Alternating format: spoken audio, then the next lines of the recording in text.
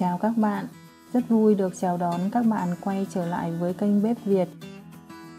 Hôm nay mình xin chia sẻ với các bạn cách làm món gà rán KFC. Cách làm gà rán KFC giòn tan chuẩn vị. Gà khi chiên xong vàng ươm giòn rụm. Khi ăn thì mình chấm với tương cà, tương ớt hoặc là sốt mayonnaise đều rất ngon.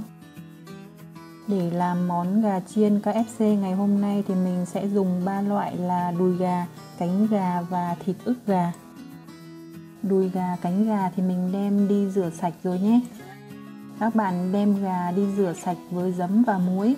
Mình rửa như vậy sẽ giúp khử được mùi hôi của gà. Sau khi rửa xong mình sẽ vớt gà ra và để ráo nước. Trước tiên mình đi sơ chế gà. Mình mua đùi gà và cánh gà nhỏ nên là sẽ dùng cây xiên có đầu nhọn. Xăm đều lên trên đùi gà. Các bạn xăm sâu cả vào phía bên trong nhé. Mình xăm như vậy thì khi đem gà đi ướp, gà sẽ ngấm đều gia vị hơn. Hoặc các bạn dùng nĩa để xăm đều được nhé.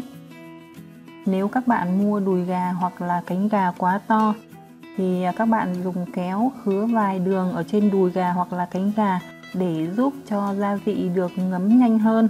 Khi chiên thịt sẽ chín đều hơn. Xăm xong mình cho hết gà vào trong một cái tô lớn.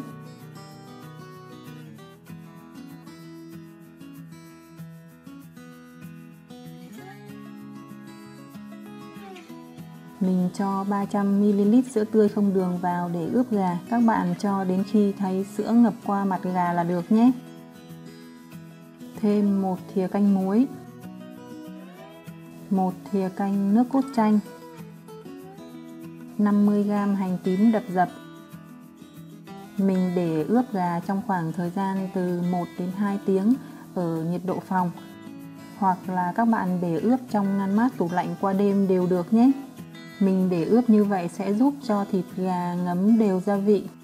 Về phần bột dùng để chiên gà, mình sử dụng 350g bột mì đa dụng, cho vào dây để dây bột cho mịn.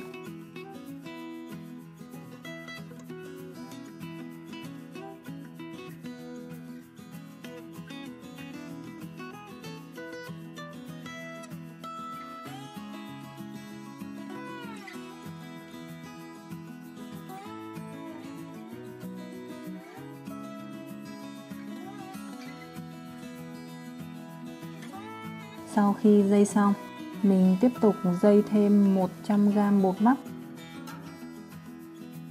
5g bột nở,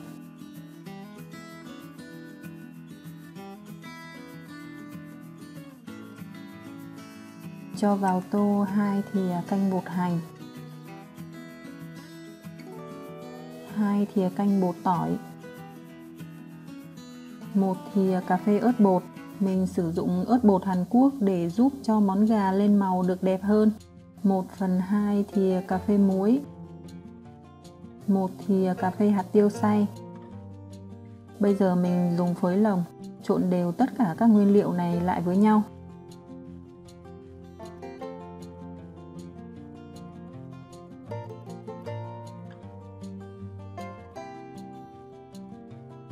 Trộn bột xong, mình đem bột chia ra làm 2 phần bằng nhau.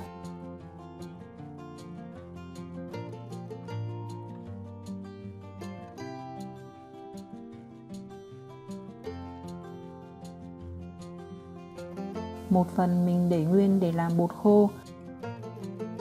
Phần còn lại mình để làm bột ướt nhé. Đối với phần bột ướt, mình cho thêm 2 quả trứng gà. Mình sử dụng cả lòng trắng và lòng đỏ trứng gà luôn nhé.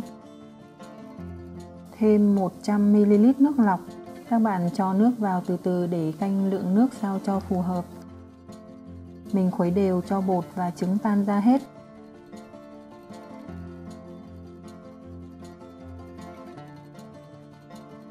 Khuấy cho đến khi thấy hỗn hợp sánh lại. Các bạn thấy bột đặc như thế này là được nhé. Phần bột ướt này thì mình để nhúng gà. Sau khi để ướp gà được 2 tiếng, bây giờ mình vớt gà ra rổ và để ráo nước.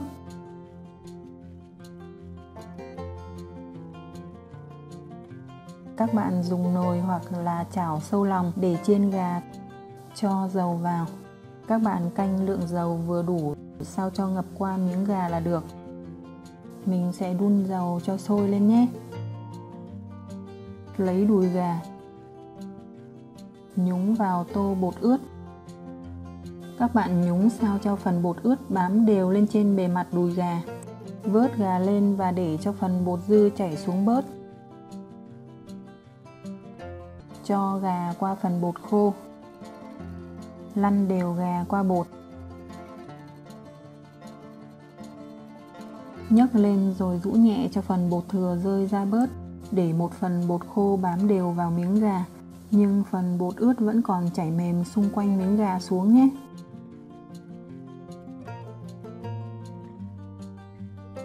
Đây cũng là cách giúp miếng gà lên vảy tốt nhất. Nếu các bạn để bột khô bám lên nhiều quá thì vẫn lên vảy, nhưng mà vảy sẽ không bung hết cỡ như cách làm này. Dầu cũng đã sôi lên rồi, mình cho đùi gà vào để chiên nhé. Hạ lửa xuống mức lửa vừa. Mình để chiên gà trong khoảng thời gian là 15 phút.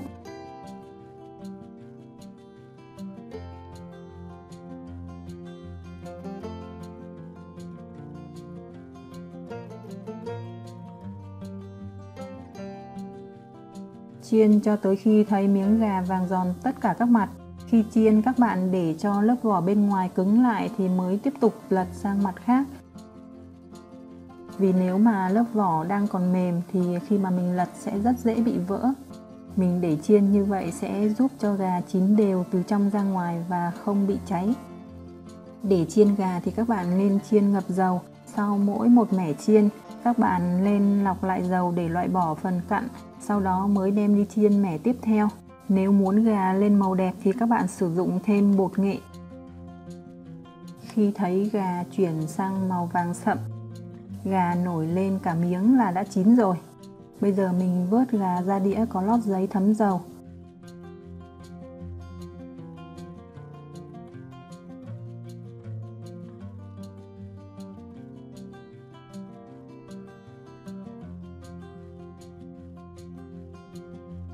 Như vậy là mình đã làm xong món gà chiên KFC để gửi tới các bạn rồi. Chúc các bạn thành công với cách làm này của mình. Nếu thấy hay, các bạn hãy nhấn like, share và đăng ký kênh để ủng hộ mình nhé. Xin chào và hẹn gặp lại các bạn trong các video tiếp theo của mình.